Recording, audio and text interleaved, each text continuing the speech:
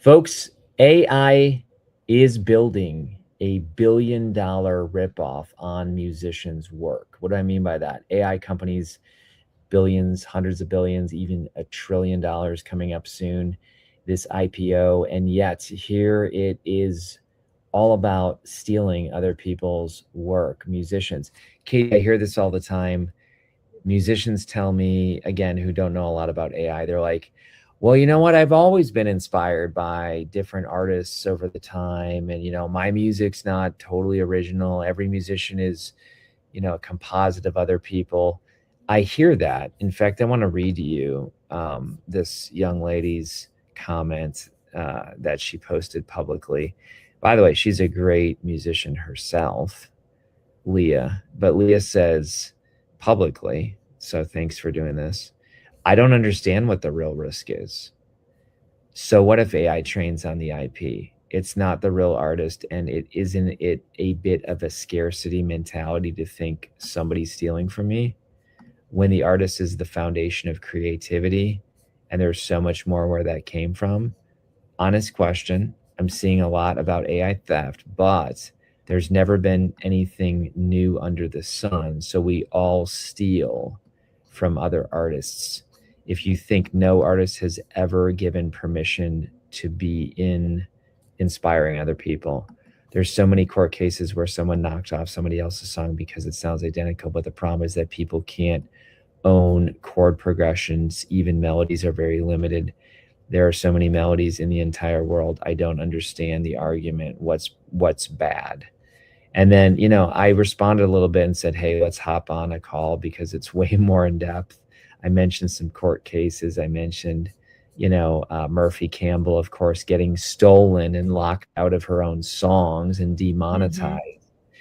But Katie, what do you think, first of all, of this? Hey, we've always, been inspired versus AI is literally taking without permission. And what we've seen, Katie, is certain musicians can't even produce their songs anymore because the AI is saying, your song's AI, even though they created their songs before AI. AI is now the new standard that's preventing people from being able to legitimately produce songs. Yeah, no, I think there's a clear line of distinguishment between being inspired by somebody and just blatantly stealing their intellectual property, right? So we can all be inspired by each other, but inspiration is different and distinct from actual infringement because, when you're inspired, you're not, it's something that's maybe motivating you or making you think about things in a particular manner. But when you're actually using somebody's IP without permission, there's a willful element there, right? Where this is protected, this is their intellectual property, but you're willfully taking it and using it anyways. Yeah, I think we're talking about the difference between artist to artist. And I heard that person's song and I like the sound, and when I write my own song, I'm gonna, be thinking about that. That's very different than saying $100 billion company, or let's just call it $1 trillion company, because they're at 960 billion. So let's say $1 trillion company, the main reason it has that valuation is because it took your content, trained on it without your permission. And how much are you getting? Zero. Right. So it's very different than, oh, hey, I got inspired by another musician and, Joni Mitchell, I like the way she sings that last line and, started her thing. But even then, the famous one is Under Pressure. Under Pressure song was taken and there was a settlement. So I'm going to just Google that really quick. But Under Pressure copyright case. Yep, I found it right away. It's famous. And it basically says Queen David Bowie and Vanilla Ice. It's a 1990 legal dispute between Queen and David Bowie against Vanilla Ice. And it included an unlawfully sampled bass line from the track. And anyway, $4 million. All right. Yeah, So it's $4 million just from a baseline. But here, and again, Leah might be like, what? But I'll tell you what, here's why, Katie. When I hear the beginning of that song and then I hear the beginning of Vanilla Ice, I don't know what song I'm listening to. In other words, there's brand confusion. Yes. Which is the whole point of, again, most people think IP protection is for the company. Isn't it true that it's really for the consumer? And an example would be, I feel sick. I need a prescription. I think that prescription is containing certain contents, but the IP is protected so that I don't take the other one and get sick or allergic or die. What do you think Right. of that? Right. Yeah. A lot of inherent value in trademarks comes from the consumer recognition of the brand, that the recognition that's been built around the brand, so that a consumer doesn't confuse somebody else's product as belonging to the same company. So a lot of it is this kind of inherent goodwill that's been built up in the marks there.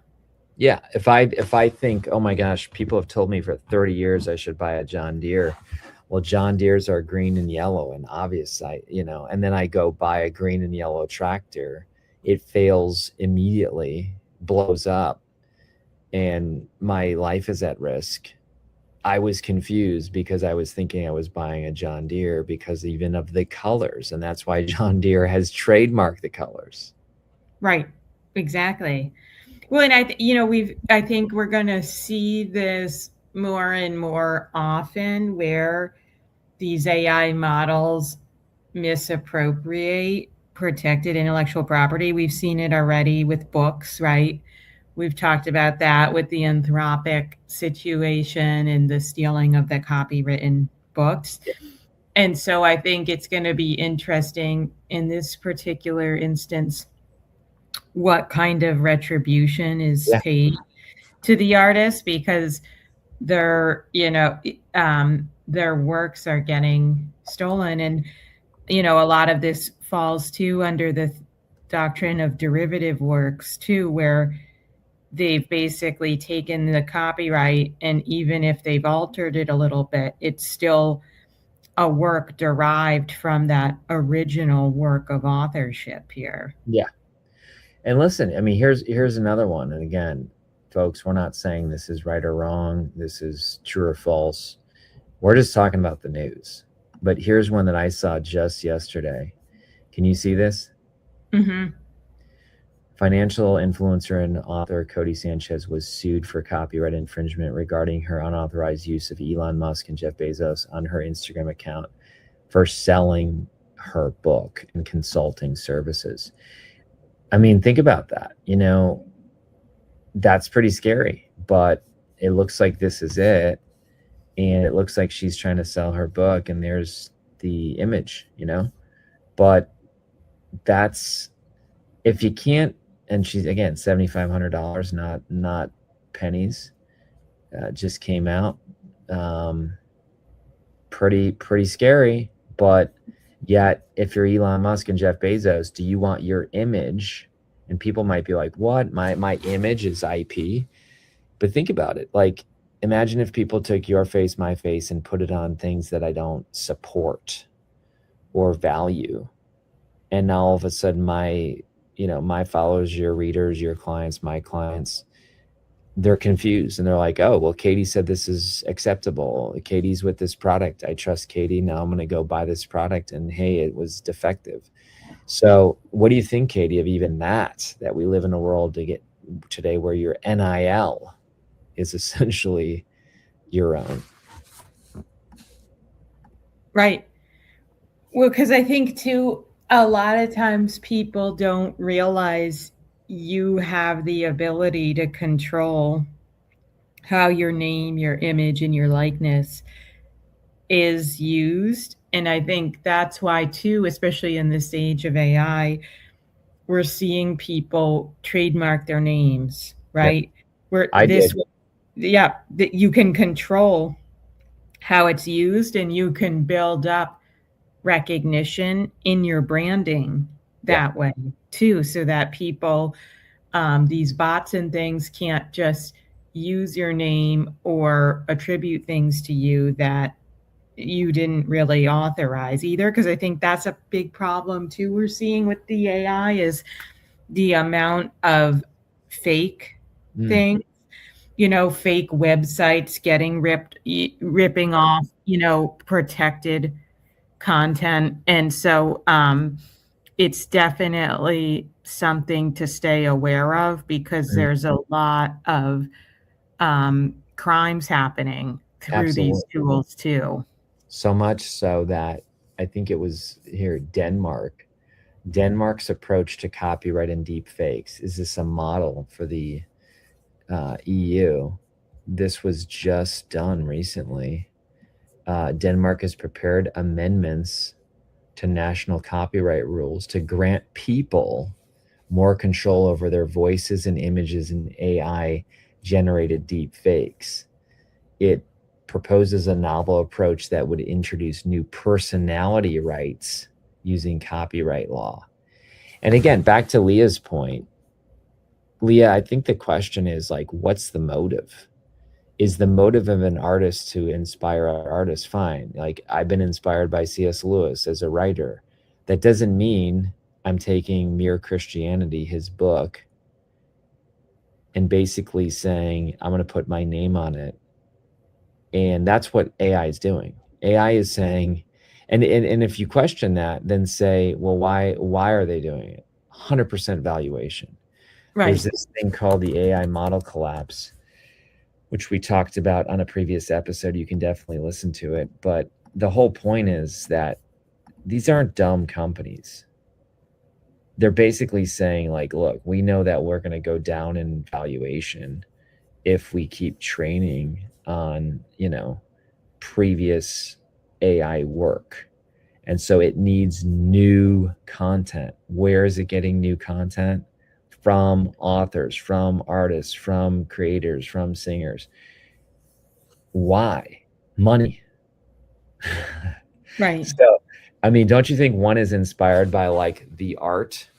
And that's what Leah's talking about. And then another one is saying, no, I'm actually taking your content without your permission so I can increase the bottom line for our investors and stockholders. Right. Exactly. Yep. So I think one is it comes down to motive. But yeah, what happens in a world where anything can be taken and monetized by somebody else? And like Murphy Campbell, like some of these other people we're seeing on social media, they're getting locked out of their own IP. That's right. And it's a real problem. And I think that just speaks to the point of why protecting your work is so important and protecting it early, because in this digital age, right, if you don't protect it, you very well risk getting locked out of your work Yeah. here. And here's where I see, Katie, and this is probably isn't popular to say, but I'm just going to say it. People who don't value their IP don't value themselves. Again, some of it's ignorance, but some of it is, you know what? I've seen this so many times with authors that we've published over 2,000 authors with one of my companies, Igniting Souls. Certain people don't publish, or they're scared to publish because they don't think they have anything of worth. Oh, what happens if I write a book and nobody reads it? Why should I publish a book? It costs time and money. I don't think my story is that important. Like, it honestly comes down, I've seen this so much, and probably it's from my past own struggle with self-image and self-injury. But if you don't value yourself, you won't value your IP. That's right. That's right. And because you think there's nothing worth protecting, but there Yeah. absolutely is. And I think this really demonstrates the why behind you should do, Yeah. but and why it's so important to protect it, but to protect it as soon as possible too, because it's not a matter of if it's going to get infringed, it's a matter of when it is. That's good. Yeah. And kind of the quote that we've actually protected now, the instant IP, we've used that, but it's your ideas are either protected or they're training someone else's AI model. Mm-hmm. And I think that's a really good quote that we've shown the devices. I'll show people again if they're watching, but the amount of AI devices that are hitting in 26 and 27, it's exactly what Katie's saying. It's saying that the default is that people are recording. It's just happening. And again, some of you are in situations where you can see this, Katie, but it's like your ideas are already being recorded. You can see my screen. Mm-hmm. I mean, look at these. These are, certain AirPods, earpods, today are recording. Watches, pendants, rings, recorders, glasses. These are just more and more. You will be like, if a company isn't building AI recording into its device, it's going to be irrelevant. Like, you know, what are you going to choose to wear to have a watch that can't record or that can? Most people are going to be like, in fact, even if you don't have a choice, the only way you can buy a watch soon will be like, oh, it's AI integrated. The customer is demanding this. And so back to your point, Katie, yesterday I was at a lunch and that I was having a lunch meeting and I said to the person, I said, do you mind if I record our chat with granola AI? And the person said, yeah, no problem. Why? And I said, because in this meeting, I know we're going to talk about 25 things that are action items that need to happen, because I was coaching this person. And sure enough, at the end of the chat, after they gave me the permission, it spit out, here's exactly what you talked about. Here's what you need to do. Here's what your client needs to do. Here's the action items. It's too handy. Right. It's too handy to be like, oh, let's just write down on notes, let's just write down on pieces of paper and then convert it into calendar and then convert it. It's too easy with AI. It's too amazing. But then here's what happens, Katie. If during that lunch we talk about something that's like, oh my gosh, that's amazing IP, you bet we bust out our phone, we name it, we describe it, we protect it. It's now time stamped so that if it's fed into an AI model and the AI model takes it, spits it out, tries to claim it, we can go back to the blockchain and say, look, this was the first use. Here's our hash. Here's the superscript IP. It gives a time and a place in a court of law to say AI just didn't come up with that on its own. Right. Exactly. And it shows, proof of conception of the idea with that hash. So then you have that immutable timestamp of when that idea was created to thwart against these AI manipulations of So it. good. That's so good. Yeah, no, I agree. So folks, Leah, we're going to send this to you, not because you're asking the wrong questions, you're asking the right questions. So glad you publicly said, hey, I got some questions about this. And I love the fact that she is teachable, wants to learn. I want to learn. I learn every day. But I'll tell you this, Leah, that I just knew on a Facebook post back and forth, we wouldn't be able to get into the dynamics. And that's the danger of trying to solve all this on a social media post, is you can't get nuance, you can't get body language, you can't get intent. And so I think, Katie, we may be seeing Leah on a future podcast episode, because she is a pretty big musician. And, just to talk through this, and maybe Kind of like Heather Parody. Heather Parody's a friend where in the beginning she had the same thing. She said, "Oh, I just think, creativity, we all are inspired by each other." But she just wrote a post. I gotta get this. This is so good. If it's publicly available. But don't you think some of these people are learning this, Katie? Like it doesn't. Exactly. Because the thing is, it's such a new technology, Yeah. and as this technology gets adopted more and more, we're going to see more and more court guidance on Yeah. it too. Yeah. And so right now it's kind of this unknown territory, but I think too, as these tools become more and more widely accepted and used, we're going to see more and more guidance on this too. And there's going to be just, more collective knowledge about the use of these tools as well. Yeah. Yeah. And we're shouting out a lot of people here, but so be it, because they're doing amazing work. But Leah's one.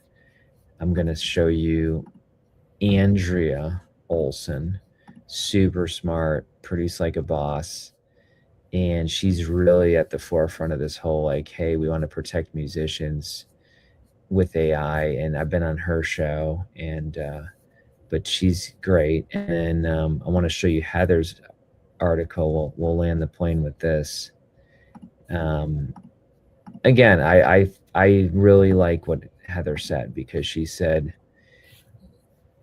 before you promote your work, protect it. What intellectual property taught me about creative confidence? So you can see this. Mm-hmm. Last week, I wrote about the responsibility that comes with sharing someone else's story. This week, I'm thinking about our own responsibility. When we talk about promotion, we usually focus on getting people to notice our work, but there's a step that comes before promotion that most of us miss: protecting it. Not only identifying our intellectual property, but taking the intentional step to protect it and learning to see its value in the first place. I first started learning about protecting IP from my friend Kary. At first, this is funny, I'm glad she admits it.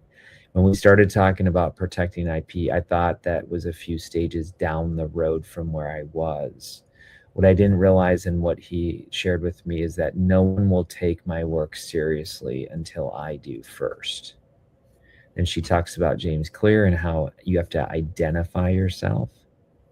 But then down here, there's something else. Here's where we ended.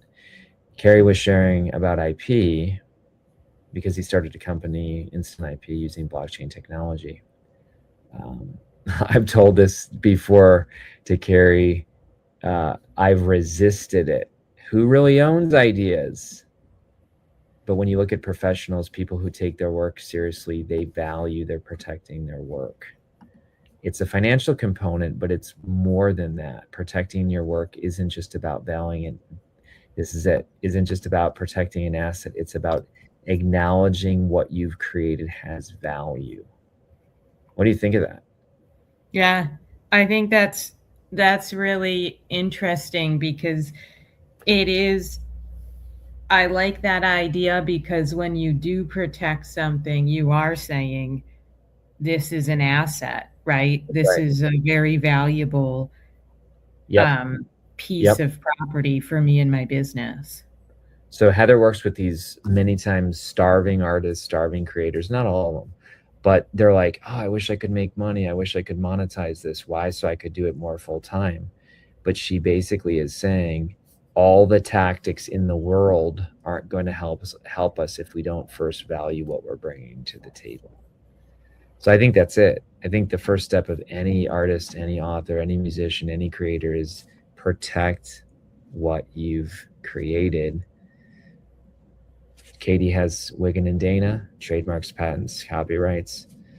We're a first fast layer instant IP. We're not trying to sell you a service. We're trying to say you're never going to be able to monetize your asset, maximize your message, unless you first see the value of it, i.e. protecting it. So thanks for being here today. Katie, thanks for this insightful talk. We went in a lot of different ways, and I'm going to make sure that we tag Andrea, Leah, and Heather, because they're all doing great work too. Yeah, that's awesome. All right. See you.